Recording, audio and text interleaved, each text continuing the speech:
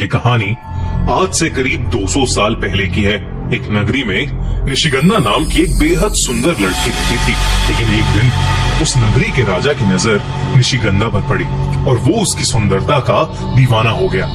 एक रात उसने निशिगंधा को अपने राजमहल में बुलवाया और उसे अपने कमरे में ले गया। इससे पहले कि निशिगंधा कुछ समझ पाती, राजा उसके साथ जोर जबरदस्ती करने लगा और उसी छीना झपटी में राजा के सर पर चोट लग गई और उसकी वहीं मौत हो गई। उस रात पूरी नगरी में ये बात फैल गई कि निशिगंधा ने राजा की हत्या की है। कुछ लोगों ने कहा कि निशिगंधा इंसान के रूप में एक चुड़ैल है जिसने उनके राजा की जान ले ली और इसी वजह से नगरी के लोगों ने निशिगंधा को जिंदा जला दिया।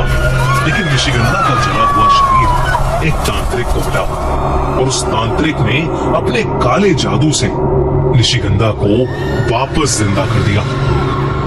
पर अब निशिगंधा पहले की तरह इंसान नहीं थी, बल्कि अब वो सच में एक चुड़ैल बन चुकी थी।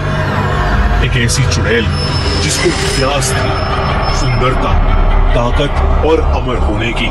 लेकिन उस तांत्रिक ने निशिगंधा चुड़ैल को बताया कि उसे अमर होने के लिए 16 श्रृंगार चाहिए थे। वही 16 श्रृंगार जो एक सुहागन की ताकत होते हैं।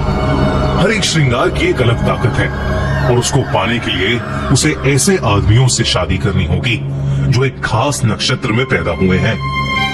लाल चांद की रात उस आदमी से शादी करके उसी रात निशिगंधा को अपने पति की बलि चढ़ानी होगी और हर बलि से उसे मिलेगी एक श्रृंगार की शक्ति। और तब से एक छोटी सी नगरी में रहने वाली आम लड़की निशिगंधा बन गई सुहागन चुड़ैल। ज्यादातर लोग सुहागन चुड़ैल को एक डरावने किस्से या कहानी की तरह समझते थे जो बस किताबों तक ही सीमित था। पर अर्जुन के साथ जो हुआ उसके बाद सुहागन चुड़ैल के होने या ना होने का सच हमेशा हमेशा के लिए साबित हो गया। ये कहानी अर्जुन और रानी की है। उन दोनों की नई नई शादी हुई थी और वो जयपुर में एक साथ रहते थे। एक दिन वो दोनों एक वीकेंड रोड ट्रिप से अपने घर वापस जा रहे थे। रास्ते में अर्जुन ने चाय पीने के लिए गाड़ी एक रेस्टोरेंट के पास रोकी। चाय की चुस्कियां भरते हुए अर्जुन और रानी आपस में बातें कर ही रहे थे कि तभी उस रेस्टोरेंट के अंदर एक बेहद खूबसूरत लड़की आई। वो लड़की देखने में इतनी सुंदर थी कि अर्जुन की आंखें मानो उस पर जम सी गई थी। वो बस एक टक लगाए उसे देखे ही जा रहा था। रानी ने अपना हाथ उसके सर पर मारा जिससे अर्जुन वापस होश में आ गया।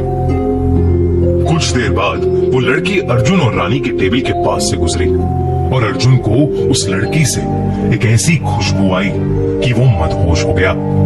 उसका शरीर मानो खुद से उस लड़की की तरफ खींचा चला गया और वो अपनी कुर्सी से उठा और उस लड़की के पीछे चला गया।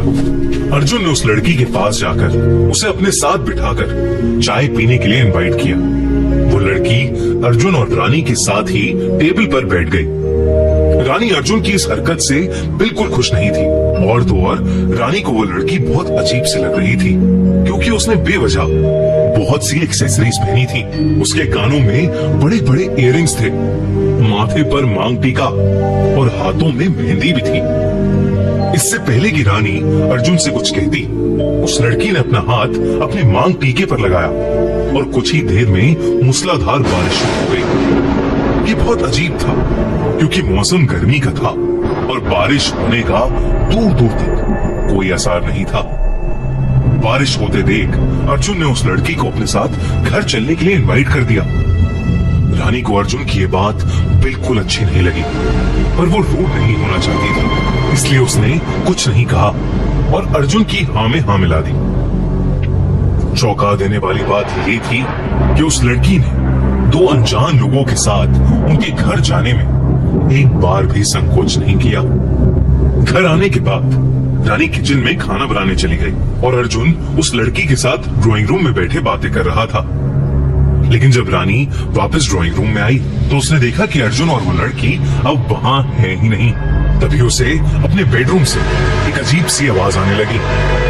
रानी जैसे ही कमरे के नजदीक पहुंची तो तो उसने देखा कि अर्जुन अपने बिस्तर पर सो रहा था और वो लड़की पास की कुर्सी पर बैठी हुई अर्जुन को घूरे जा रही थी।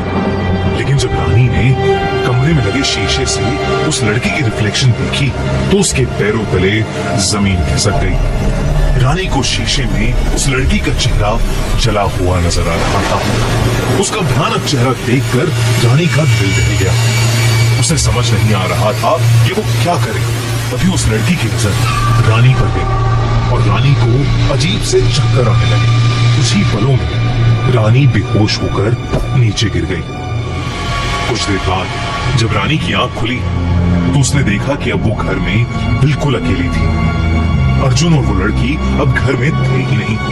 रानी बहुत ज्यादा परेशान हो गई और अर्जुन को बार बार कॉल करने लगी, पर अर्जुन ने उसका फोन ही नहीं उठाया।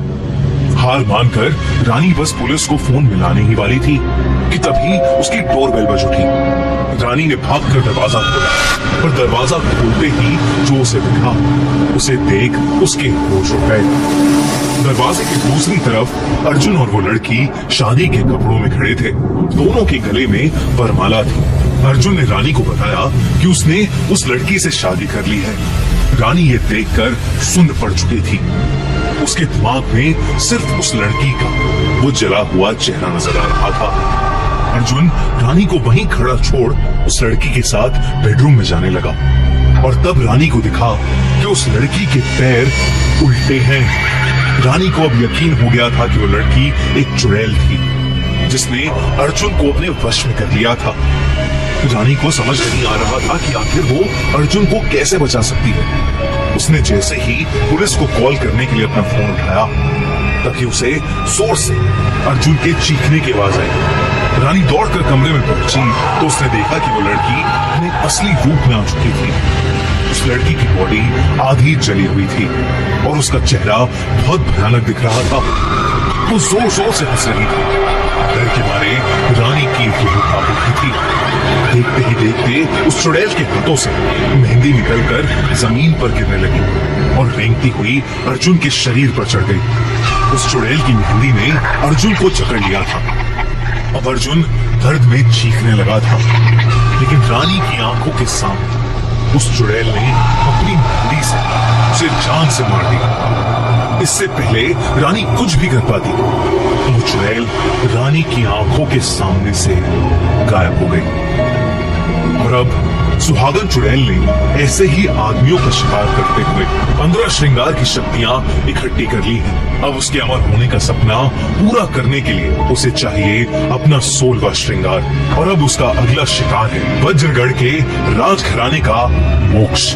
लेकिन बाकी लड़कों की तरह मोक्ष अकेला नहीं है। उसके पास है दिया की प्यार की ताकत और दिया का एक शक्तिशाली लोग है जो शायद बनेगा मोक्ष का सुरक्षा कवच और लड़ेगा उस सुहागन चुड़ैल से। लेकिन क्या सुहागन चुड़ैल के 15 श्रृंगार की शक्तियों से और उसकी माया से लड़ पाएगी दिया और रोक पाएगी उस चुड़ैल को अपना 16वां और आखिरी श्रृंगार लेने से?